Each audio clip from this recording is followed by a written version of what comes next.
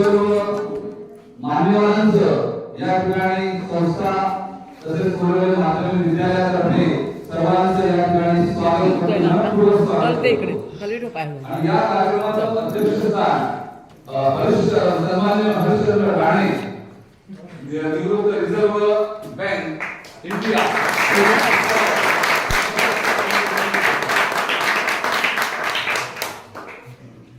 या कार्यक्रमाचे अध्यक्ष सन्माननीय राणे साहेब, त्यानंतर इतर त्यांचे सहकारी, त्यानंतर याच्या प्रमुख व्याख्याता सन्माननीय शोभाताई नाखरे मॅडम, त्यानंतर सन्माननीय मुख्याध्यापक आपल्या प्रकारे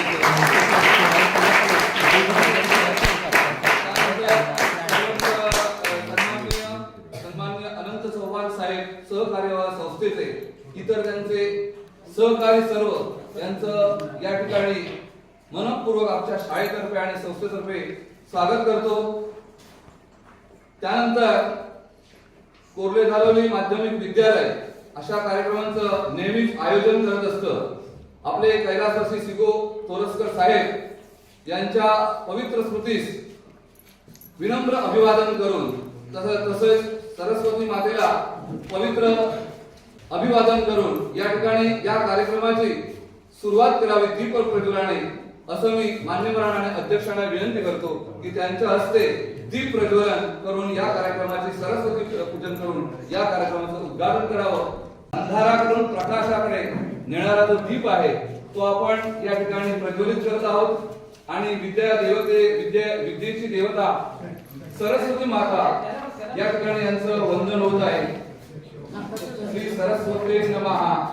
ओम सर्व मंगल मांगल्ये शिवे सर्वार्थ साधिके शरण्ये त्र्यंबके गौरी नारायणी नमोस्तुते.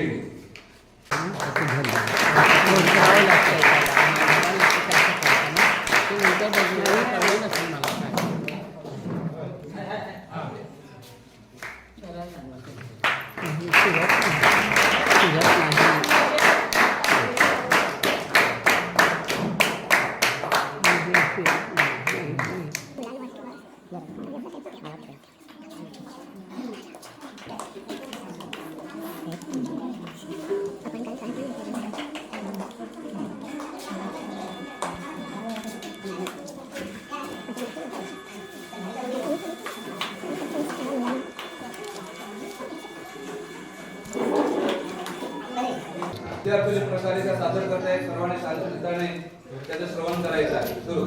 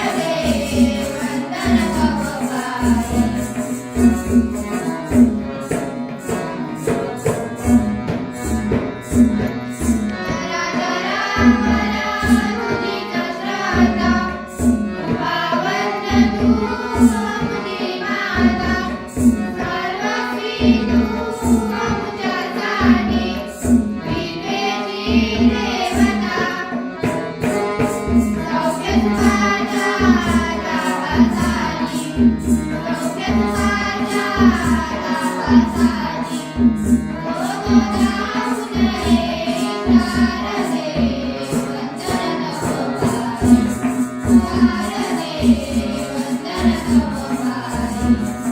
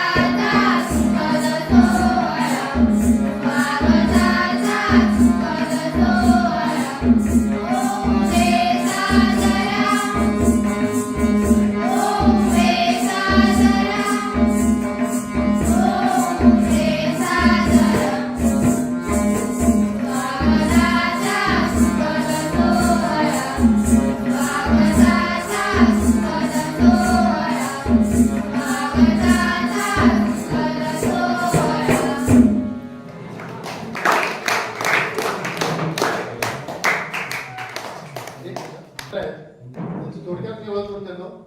त्यांना विविध क्षेत्रामध्ये एक ना दोन पुढं असे अनेक मी आता वेळ करत नाही, भरपूर त्यांना हे मिळालेले आहेत, पुरस्कार मिळाले आहेत. त्यापैकी महापौरांचा एक पुरस्कार आणि अगदी मोठा म्हणजे जो आपण राष्ट्रपती पुरस्काराला हे केलेला गौरवले झालेला आहे.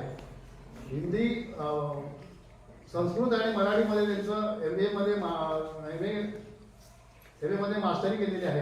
अशा ह्या व्याख्यात्या ज्या आहेत आपल्याला लाभल्या, आम्ही त्याचं आपल्याकडे नेहमी हे घेत असतो, वारंवार येत असतात. त्यांचे व्याख्यान होतात, तिथे विविध विषयावर त्या बोलतात. त्या आम्हाला ते आम्ही त्यांना अनुभव दिला आहे. तुम्ही ते अनुभवावं या दृष्टीने आम्ही ते घेऊन आलेलं आहे. तर त्याचा तुम्ही चला आनंद घ्या, या विषयामार्फत तुम्ही त्याचा आनंद घ्या आणि हा कार्यक्रम चालू होईल.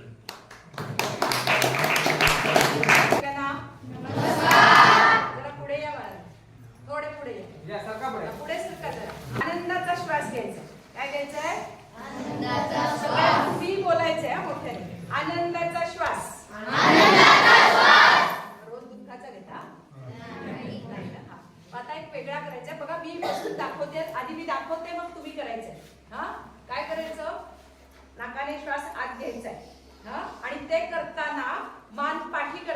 आणि हात पूर्ण असे वर करायचे. बघा आधी बघा. आणि सोडताना मान खाली आणि स्वतःला मिठी मारायची. काय करायचंय? मोठ्याने हा कळलंय? Okay start. श्वासात आणि चेहरा हसरा, आनंद.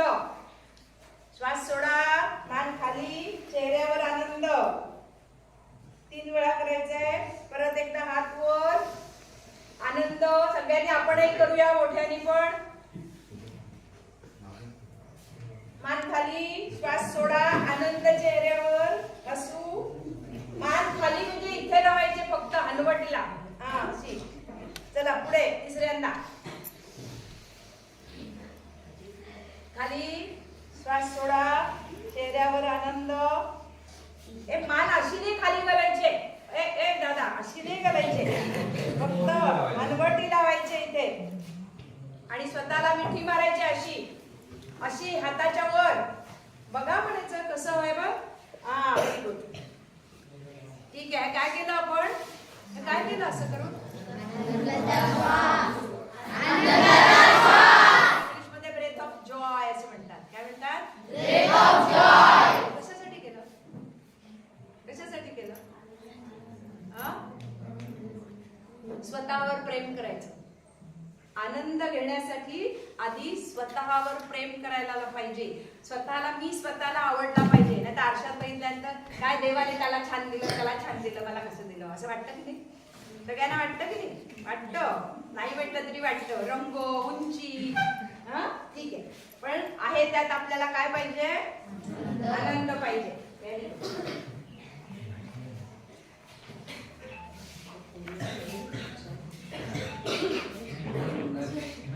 येऊन मला खूप आनंद झाला. तुम्हा सगळ्यांना भेटून तुमच्याशी गप्पा मारताना मला खूप आनंद झाला. तुमचे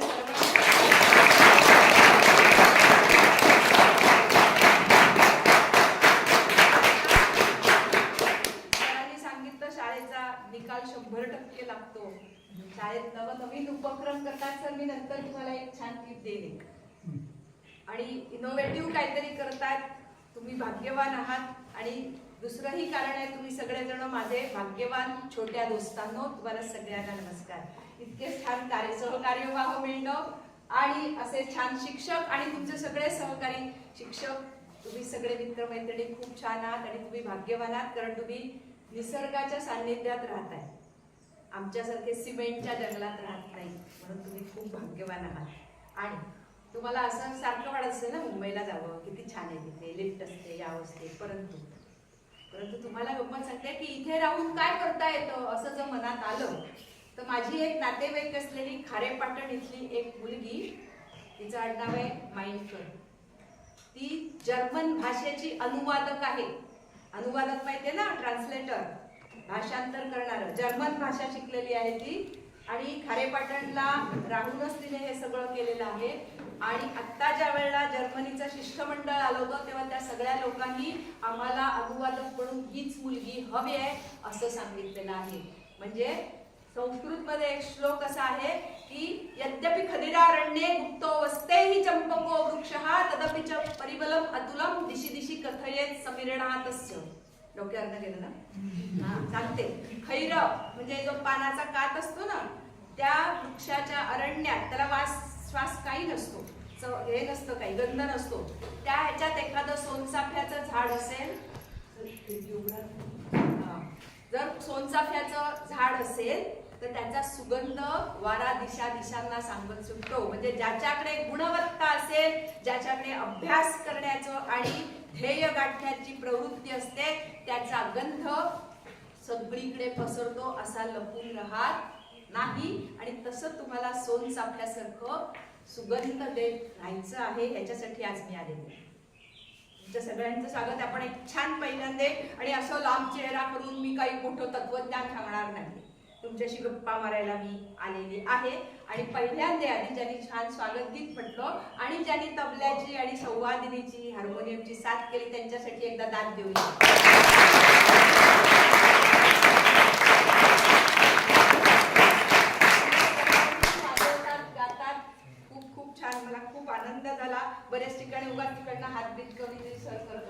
बाई करत असतात, पण तुमच्याकडे तसं झालं नाही. मला खूप आनंद झाला. एक कविता म्हणायची.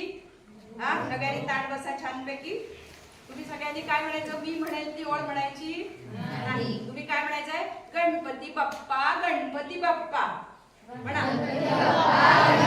आता मी म्हणणार ते म्हणायचं नाही. जमतलंय सगळ्यांना? गणपती बाप्पा, गणपती बाप्पा, अरे सोंड हलवत येशील का, येशील का? गणपती बाप्पा, गणपती बाप्पा. कोणी ऐकायला नाहीये, जोर लगा कर. पाटावरती बसशील का, बसशील का? गणपती बाप्पा, गणपती बाप्पा. अरे लाडू मोदक आणशील का, आणशील का? गणपती बाप्पा, गणपती बाप्पा. जास्वंद दुर्वा घेशील का, घेशील का? गणपती बाप्पा, गणपती बाप्पा. 21 मोदक खाशील का, खाशील का? गणपती बाप्पा, गणपती बाप्पा. पोट वाढलंय किती पहा, किती पहा? गणपती बाप्पा, गणपती बाप्पा. जोर बैठका काढशील का, काढशील का? गणपती बाप्पा, गणपती बाप्पा. अरे व्यायाम थोडा करशील का, करशील का? गणपती बाप्पा, गणपती बाप्पा. आणि आणि सोंडे खाली हसशील का, हसशील का? गणपती बाप्पा, गणपती बाप्पा. गणपती बाप्पा मोरया, मंगलमूर्ती मोरया. पुढच्या वर्षी लवकर या, लाडू पेढे घेऊन या, आम्हाला आनंद देऊन जा. उंदीर मामा की जय. हा, मजा वाटली? मजा वाटली काय?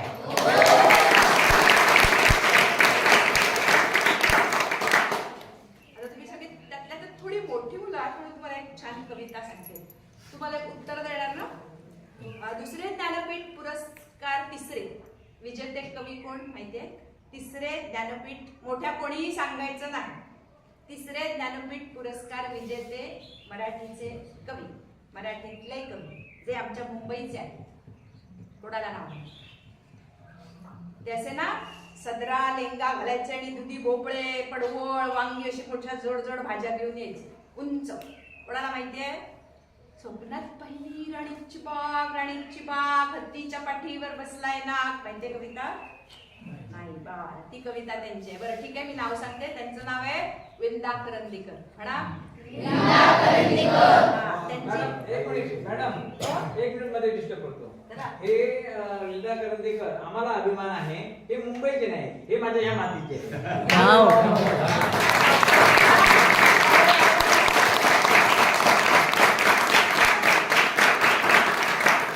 मला माहिती पाहिजे की नाही? पाहिजे की नाही?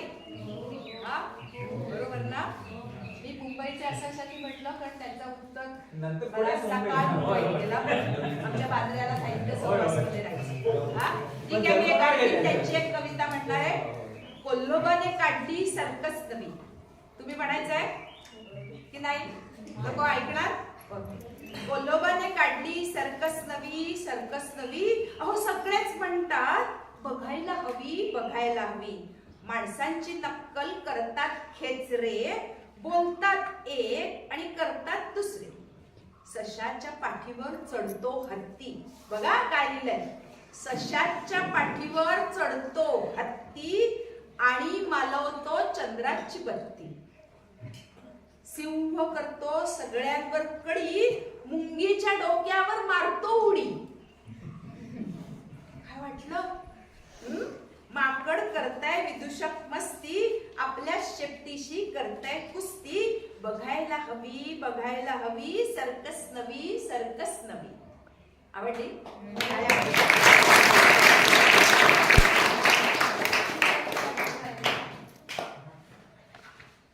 ओके. कविता आवडतात की नाही? एक गंमत सांगते बघा. आणि जर आवडलं तर हसायचं, टाळ्या वाजवायच्या, पण उगाच वाजवत राहायचं नाही थोडुशा, कारण आपल्याला ऐकायचं. एक होतं कासव, एक होतं कासव. ते चिमणीला म्हणालं मला चड्डी नेस.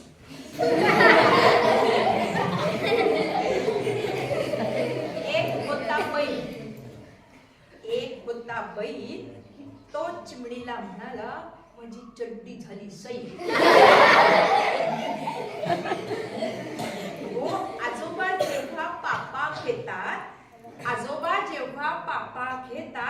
100 झुरळं गालावरनं फिरतात. म्हणजे काय कळलं? हा? काय काय? दाढी. दाढी नाही. बाबांचं घोरणं ऐकून आई म्हणते अहो छप्पर जाईल उडून, आणि ताई म्हणते भिंती हलतात घर जाईल पडून. ही कविता होती कोणाची? मंगेश पाडगावकरांची. माहितीयेत मंगेश पाडगावकर? माहितीयेत का? नाही ना? माहितीये? काय माहितीये त्यांच्याबद्दल? माहितीये का काही? नाही ना? ठीक आहे. आपण आजचा विषय काय आहे? मोठ्याने. आता आनंद घेण्यासाठी काय म्हटलं मी? आनंद घेण्यासाठी समजा तुम्हाला ताप आलाय तर तुम्हाला आनंद होईल का? नाही. खोकला आलाय, ताप आनंद होईल? नाही. म्हणजे तुम्ही कसं असलं पाहिजे? तंदुरुस्त. म्हणजेच काय? तुमचं आरोग्य कसं असलं पाहिजे? चांगलं असलं पाहिजे. चांगलं असलं पाहिजे. मग आरोग्य चांगलं राहण्यासाठी काय करायचं ते थोडंसं सांगते. चालेल? हा? ओके. कंटाळा आला की सांगायचं मी लगेच थांबते. बस कंटाळा आला की मी लगेच थांबते. शरीर छान राहण्यासाठी तुम्ही रोज शाळेत येताना काय करता? अंघोळ करता. म्हणजे बाहेरनं शरीर छान होतं. बरोबर? नख कापता का सगळे? बरोबर ना? हा. तसंच शरीर आतनं सुद्धा स्वच्छ करायला लागतं. बरोबर? म्हणजे काय करायचं? आतमध्ये ब्रश घालायचा नाही ना? मग काय करायचं असतं माहितीये ना? सकाळी आपण कुठेतरी जातो. हा, सगळ्यांना कळलं कुठे जातो? काय शब्द आहे? हा, मराठी शब्द? हा, शौचालय. बरोबर. टाळ्या वाजवा त्याच्यासाठी. शौचालय याच्यासारखा 2-3 शब्द सांगा पटापट. शौचालय आणि देव असतात ते देवालय. आणि काय माहिती? ग्रंथालय. Very good. आणि वाचनालय आणि भोजनालय. Very good. येतंय. असं शोधत राहायचं सारखं सारखं, म्हणजे एक वेगळा आनंद मिळतो. ओके. मग शरीर आतनं स्वच्छ राहण्यासाठी काय करायचं? रोज सकाळी शौचालयाचं दर्शन घ्यायचं नाही. नुसतं आज जाऊन यायचं, कार्यभाग उरकून यायचा, पोट स्वच्छ करायचं. आता कशासाठी? विज्ञान काय सांगतं की ज्या वेळेला तुमचं पोट स्वच्छ नसतं, म्हणजे काल जेवलेलं सगळं आपल्या कुठे असतं? पोटात असतं. तेव्हा काय होतं? सगळा रक्त पुरवठा पोटाकडे जातो. पोटात सारखं काहीतरी कुडकुड कुडकुड गुडगुड गुडगुड होत राहतं की नाही? आणि मग इथे सर काय शिकवतायत?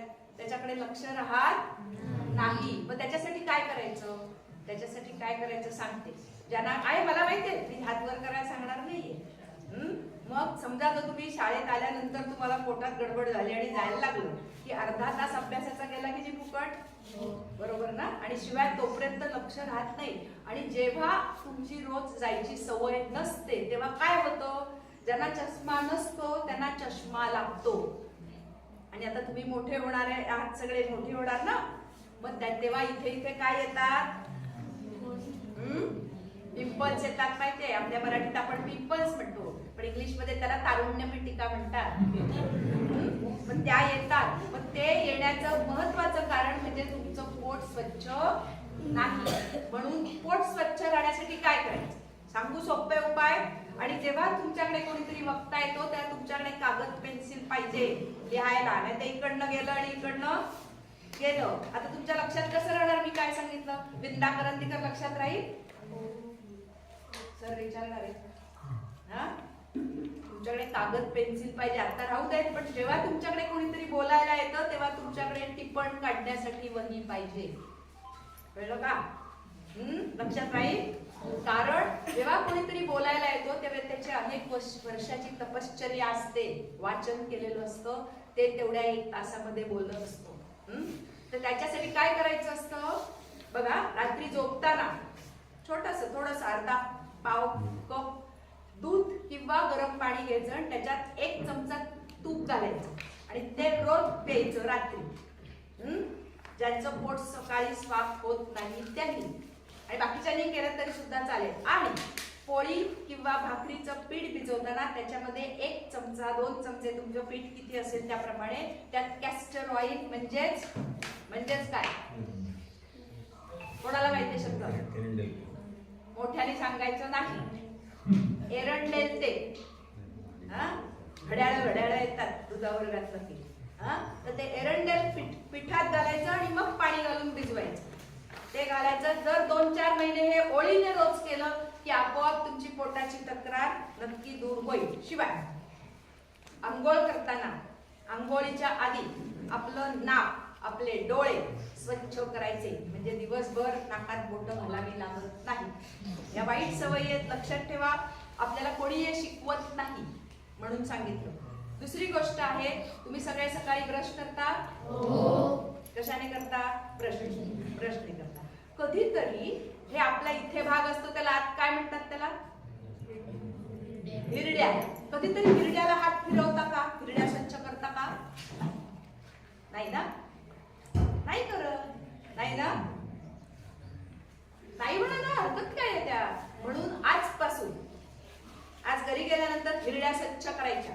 कारण त्या म्हणत असतील दात तेवढे स्वच्छ करतात ब्रशने, मला हातही लावत नाही, मी सगळं मदत करतो, म्हणजे माझ्यामध्येच सगळे दात बसवलेले आहेत, बरोबर ना? आणि अजिबात कोणी मला हातही लावत नाही, विचारतही नाही. वाईट वाटत असेल की नाही त्यांना? तेव्हा आजपासून सगळ्यांनी करणार. नाक डोळे स्वच्छ करणार. हिरड्या. आणि दात किती वेळा घासायचंय? दात किती जण घासता? हातवर करा 2 वेळा दात. अरे वा. आपण शारदा मंदिरात आहोत तेव्हा मुलींची सगळी बाजू हात खाली, एकच हात वर. बघा, म्हातारपणापर्यंत आता हे सगळे आलेत ना, आजोबा आजी माझ्या सकट, ते सगळे जण कधी चांगले राहतं आरोग्य? जेव्हा दात चांगले असतात तेव्हा. जर दात 2दा घासले नाही तर गडबड होणार. तेव्हा लक्षात ठेवा. आपण ठरवायचं काय करायचं ते. ओके. आता सकाळी तुम्ही सगळेजण उठता सगळेजण सकाळी उठल्यानंतर पहिलं काय करता? कोण करतं का हे? कोण करतं? नाही ना. याला काय म्हणतात? कराग्रे वसते लक्ष्मी, करमध्ये सरस्वती, करमूले तू गोविंद, प्रभाते कर दर्शनम. म्हणजे रोज हाताचं दर्शन घ्यायचं असतं. किती जण करता सांगा बघू? एकही हात वर नाही. ठीक आहे, लक्षात ठेवूया. आता बघा, हे तुमचा श्लोक गेला डोक्यावर, बरोबर की नाही? कारण तुमच्याकडे कागद पेन नाही.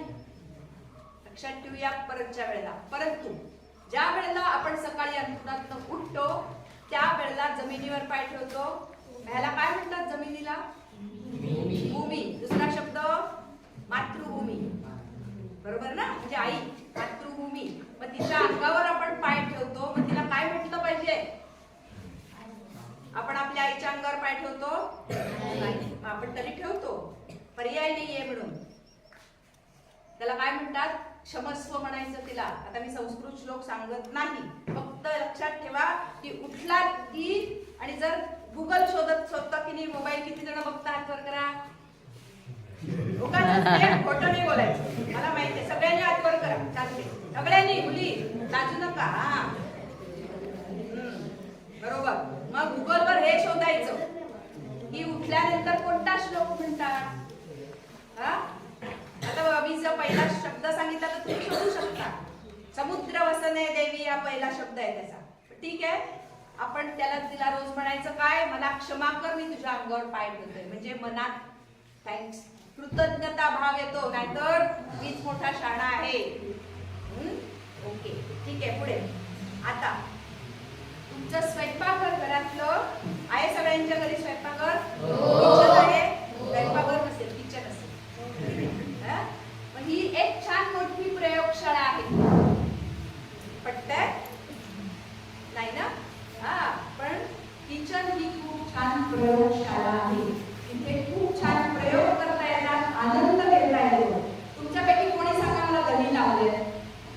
दही कर लावलंय कधी? दुधापासून दही लावलंय कधी कोणी? नाही. लावाल? लावता येईल. समजा तुमच्या इथे डेअरी असेल तर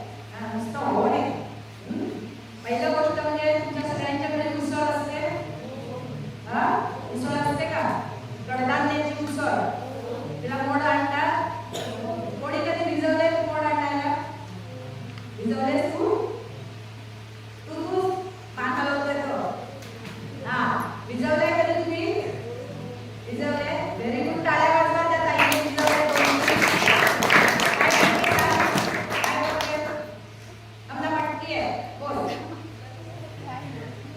हा बोला पटकन बसून बसून बोल बोल ना हा ठीक आहे श्रेया उतरण करतो का हा बोला पटकन श्रेया ए उतरा राहू दे. नाही टाकतोस तू हा अगदी उतरा ना तू हा बोल काय करते रे आम्हाला काय करते? सांग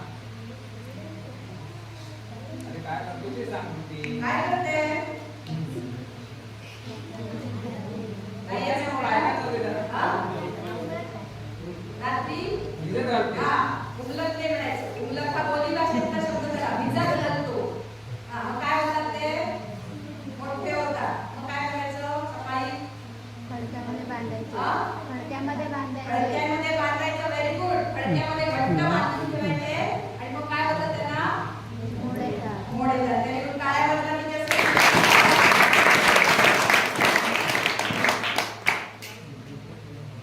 हा?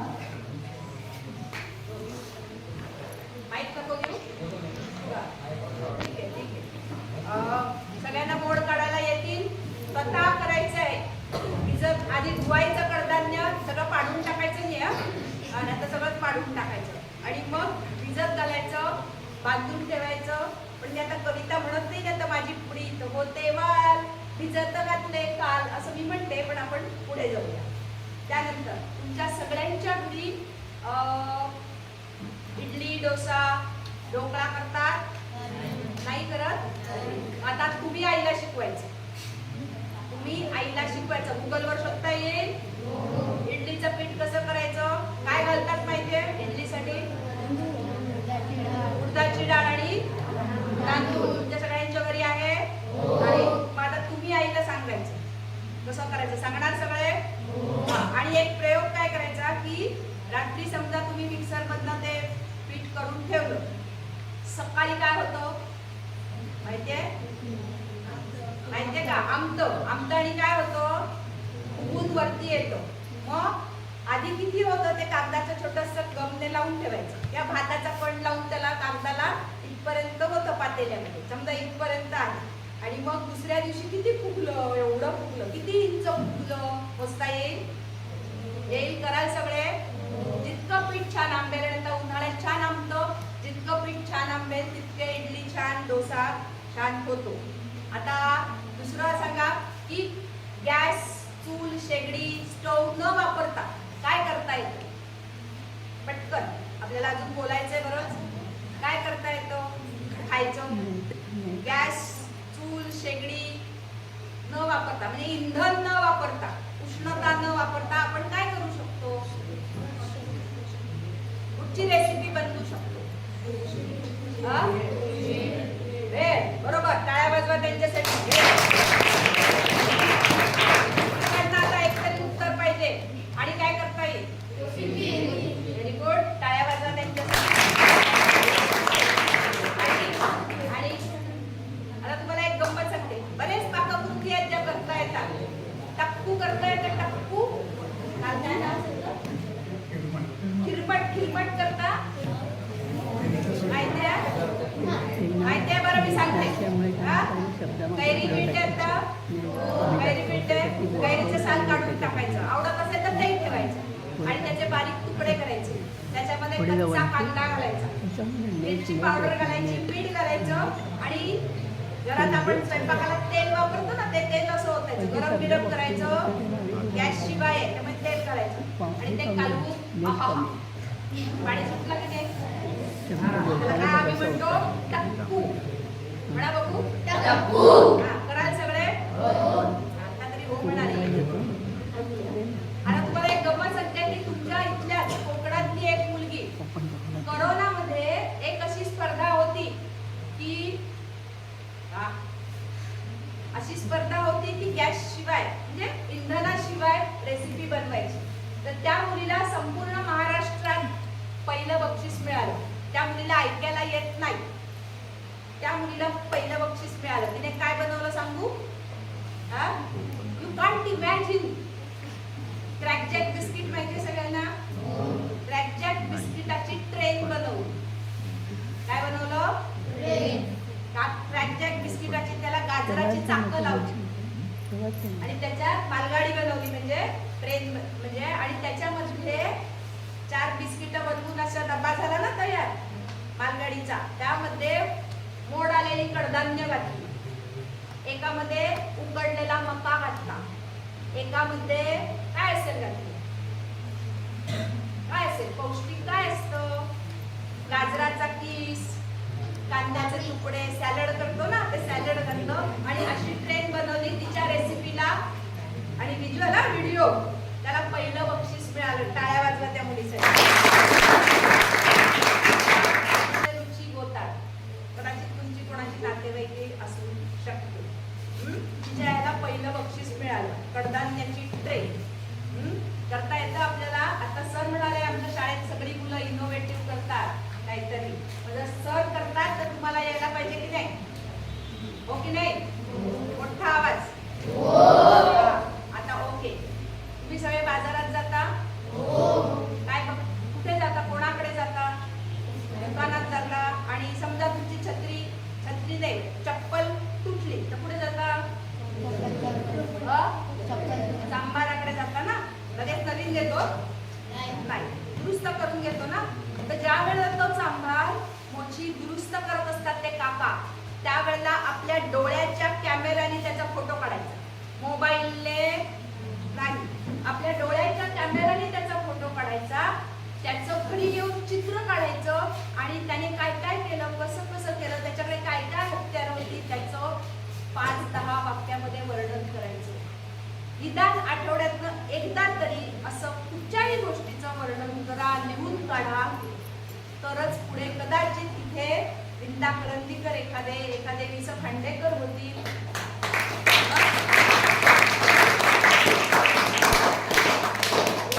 आता दुसरी गोष्ट आहे क्रिएटिव्हिटी. नवीन काहीतरी करायचं. तुमच्या सगळ्यांकडे इतकी छान मोठी जागा आहे, मला कुठे भाजी लावलेली दिसली नाही असेल कदाचित करत, मला माहिती नाही. मॅडम त्याचा प्रॉब्लेम असा आहे इथे माकडांचा उपद्रव भरतो, त्यामुळं काहीच आपल्याकडे आहे ना पोषणामध्ये परस बाग म्हणून, पण ते काही ठेवतच नाही. बरोबर आहे. आम्ही त्याचे व्यक्ती मागतो. आमच्याकडे पण मुंबईला माकडं येतात. घरातले पातेली घेऊन जातात. आपली मुली त्यांनी सांगितलं. एका करंदीकरांसारखंच आपले हे गाव आहे. आद्य पत्रकार दर्पणकार बाळासाहेब जांभेकर हाकेच्या अंतरावर 4 किलोमीटरला आपला स्मारक आहे त्यांचा. Okay, yes yes. बघा इतकी छान.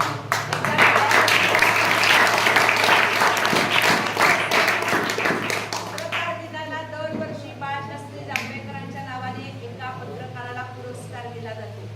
खूप छान आहे. इतका समृद्ध वारसा, हो समृद्ध वारसा तुमच्या ह्याला मिळालेला आहे.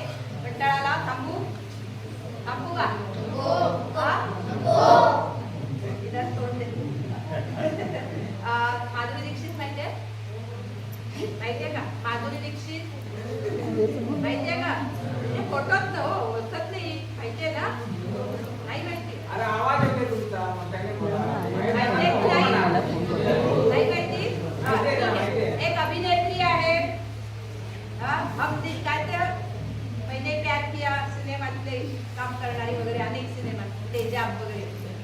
माधुरी दीक्षितचा मुलगा आता एवढं मोठं घरात गडगंज श्रीमंती असून सुद्धा तो काय करतो, आपण समाजाचं देणं लागतो काहीतरी.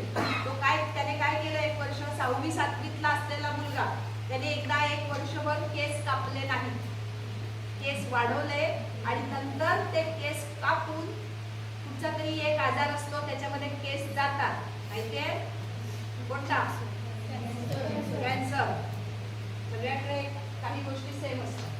तर एका कॅन्सरग्रस्त मुलाचे केस गेले होते, त्या मुलाला त्याने आपला केस कापून 1 वर्षानंतर दिले. पैसे लागले का काही उपक्रम करायला? नाही ना. म्हणजे आपण समाजाचं देणं लागतो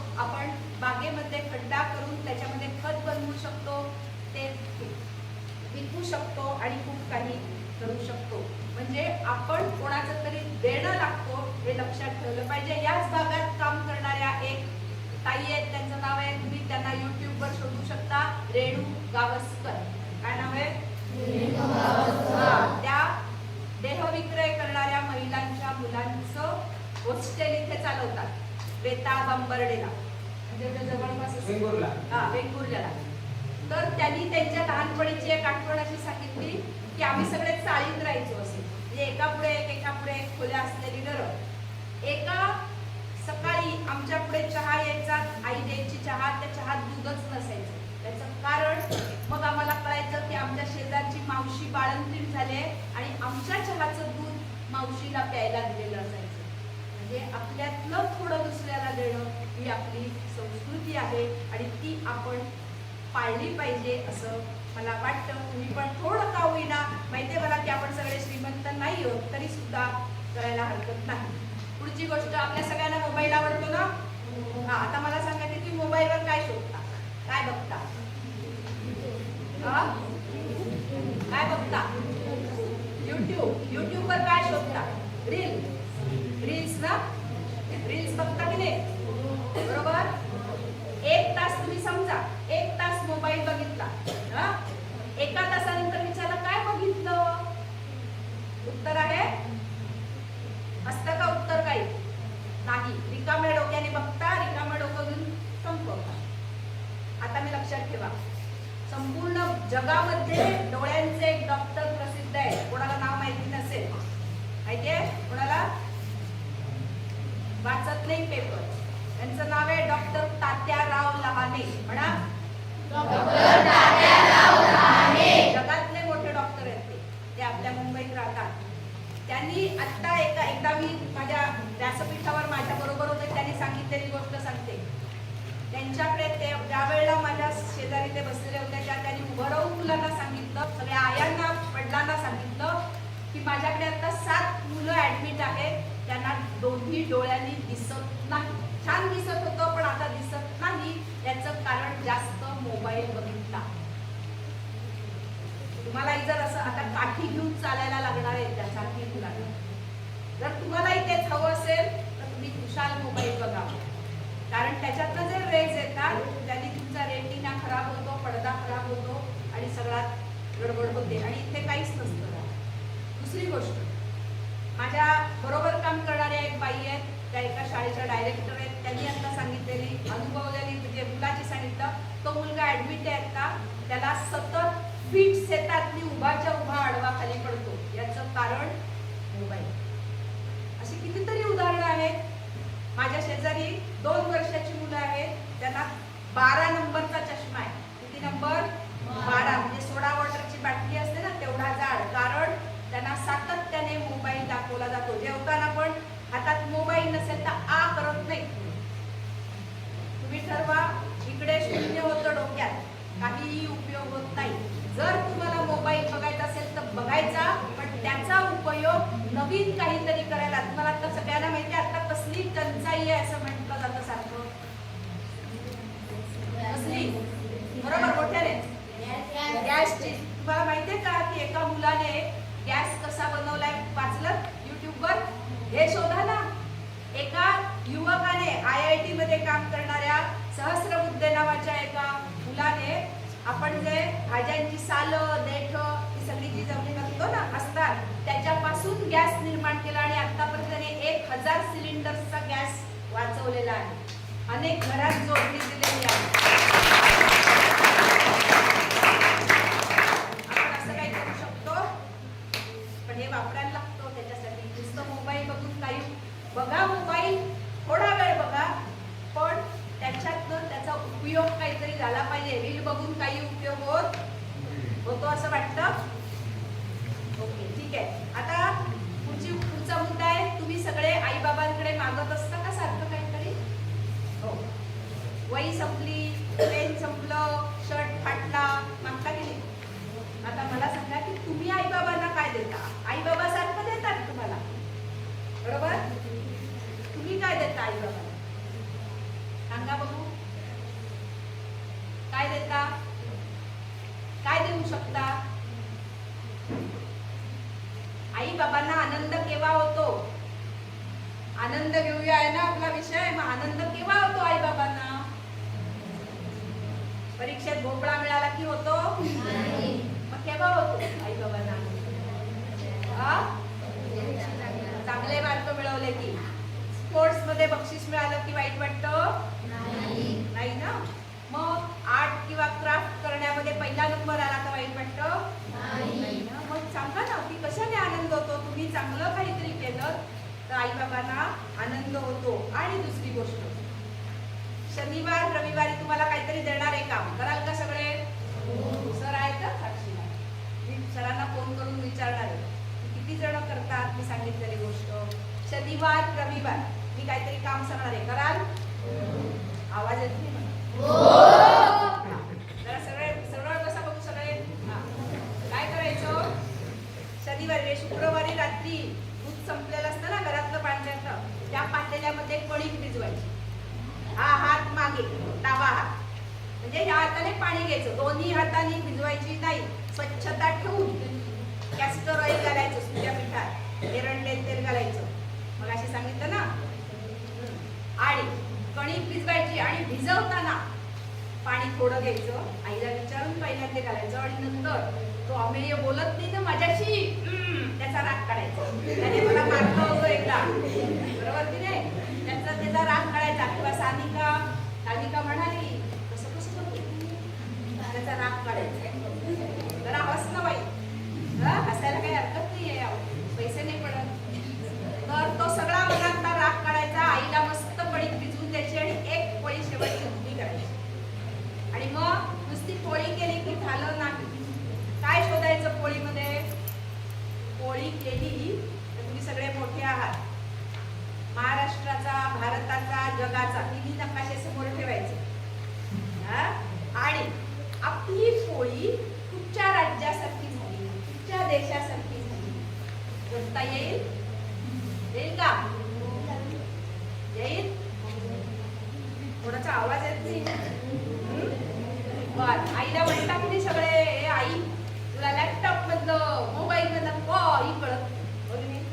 किती जण म्हणता हात करा करा? सगळ्यांनी हात वर करा. म्हणता की नाही? लक्षात ठेवा, आई कधीतरी तुम्हाला विचारते का, हो मी छान भाकऱ्या बनवते, तुला येतात का करता?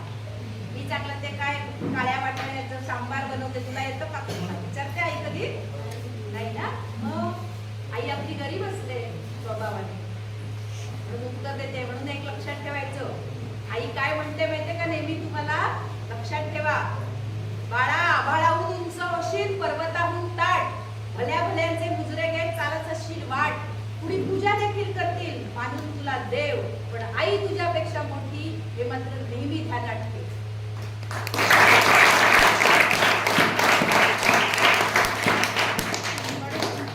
आपल्याला निसर्गातला प्रत्येक घटक काहीतरी शिकवत असतो.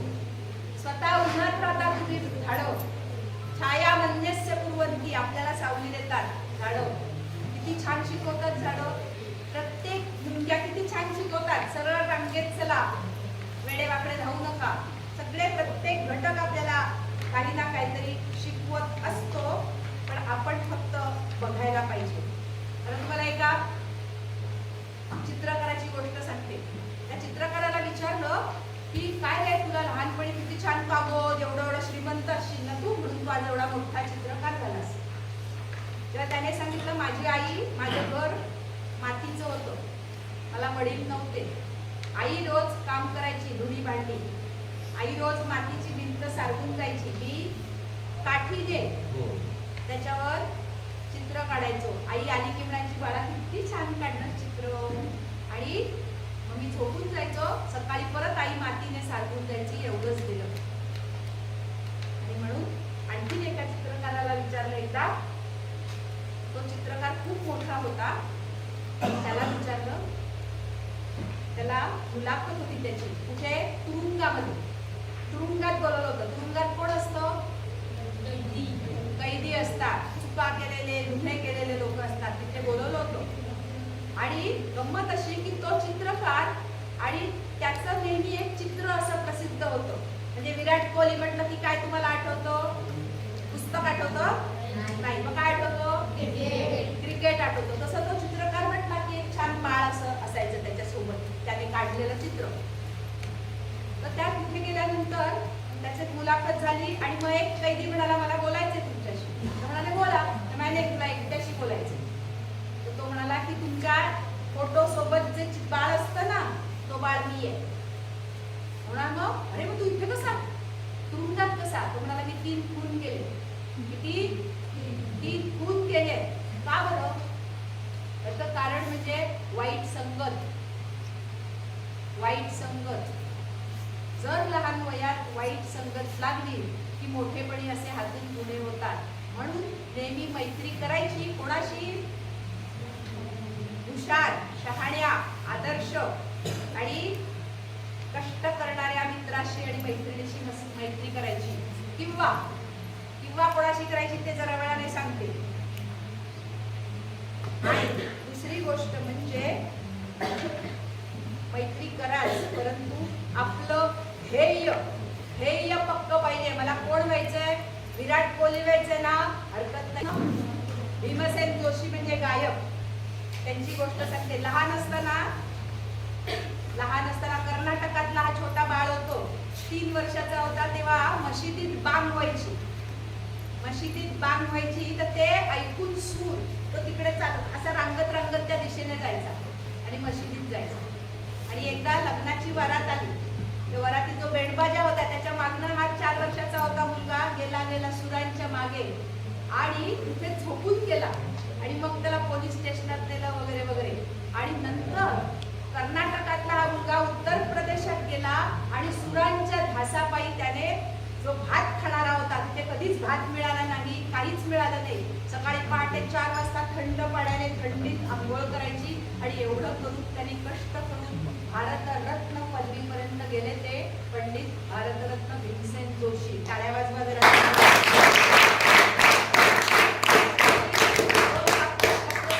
ज्या मुलांबरोबर मी काम करते त्या मुलांना ऐकायला येत नाही तुमच्यासाठी. त्या मुलांना डोळ्याने दिसत नाही. त्या मुलांना कितीतरी मुलांना 2 हात नाहीये, 2 पाय नाहीये, तरी सुद्धा ती मुलं खूप शिकलेली आहेत, खूप काही करतायत. एवढंच सांगते. माझ्या शाळेतली मुलं ज्यांना ऐकायला येत नाही ती मुलं त्यांच्या मशीनची किंमत, हिअरिंग एडची किंमत फक्त 1.5 लाख रुपये असते. किती? 1.5 लाख. आणि दर 5 वर्षांनी नवीन मशीन घ्यायला लागतं. आणि एवढं करून रोज 4-5 तासाचा एका वाटेचा प्रवास करत लोकल मुंबईच्या गर्दीत प्रवास करून मुलं येतात. आणि माझे विद्यार्थी MBA, MCA, BE असे हायली क्वालिफाईड आहेत. माझा एक सहकारी सागर पाटील त्याचं नाव. तो मुलगा इलेक्ट्रिकच्या सगळ्या वस्तू आणि आपल्यासारख्या तुमच्यासारख्या मुलांना शॉक न लागता काम कसं करायचं विजेचं ते शिकवतो. 2 पाय नसलेला मुलगा त्याने परदेशात जाऊन गोळाफेक, थालीफेक केले. ऍक्सिडेंटमध्ये त्याचे 2 पाय गेलेले आहेत. आणि ज्या वेळेला त्याला सगळे म्हणायचे हा मेला तर बरं होईल कारण आघात उडलेला होता एवढा. तर त्या वेळेला तिथे गेलेला असताना भारताच्या नावाने जेव्हा तिरंगा वर केला तेव्हा त्याने सगळ्या डोळ्यांना उत्तर दिलं की जे म्हणत होते हा गेला तर बरं होईल त्यांना सगळ्यांना उत्तर दिलं. आणि आज त्याच्याकडे 3 राष्ट्रपती पुरस्कार आहेत.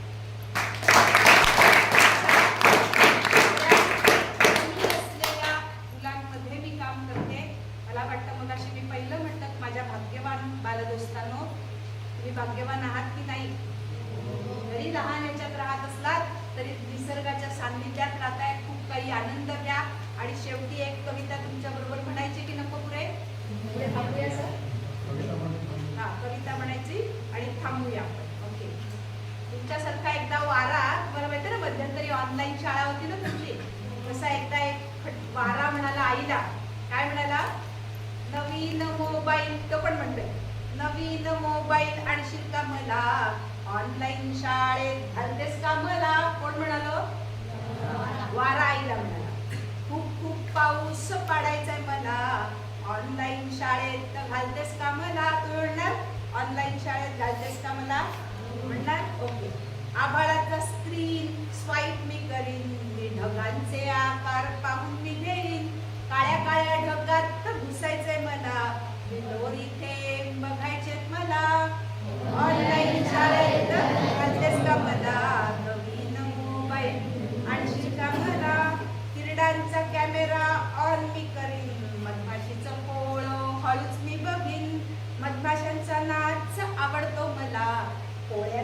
खोल्या मोजायच्यात मला. आपण थांबूया, नुसतंच म्हणूया. समुद्राचं फेसबुक एकदाच मी उघडीन, माशांचे कल्ले पाहून मी घेईन, खेकड्यांच्या पिल्लांना धरायचंय मला, प्रवाळांचं बेल्ट उचलायचंय मला. शेवटचं, फोनचा कॅमेरा ऑन मी करीन, आभाळातून धरणीचे फोटो मी काढीन, झूम करून सारे बघायचेत मला, छानसा सेल्फी घ्यायचाय मला, ऑनलाईन शाळेत नवीन मोबाईल आणशील का मला. मला वाटतं आनंद झाला असेल की नाही मला माहिती नाही. आनंद द्यायचा प्रयत्न केला, बरंचसं माझ्याकडे राहून गेलेलं आहे. कधीतरी परत संधी मिळाली तर जरूर मी तुमच्याशी गप्पा मारायला येईल, पण ज्या वेळेला परत येईल तेव्हा तुमचे चेहरे अधिक हसरे असू दे. आनंद झालाय की नाही हे मला कळू दे.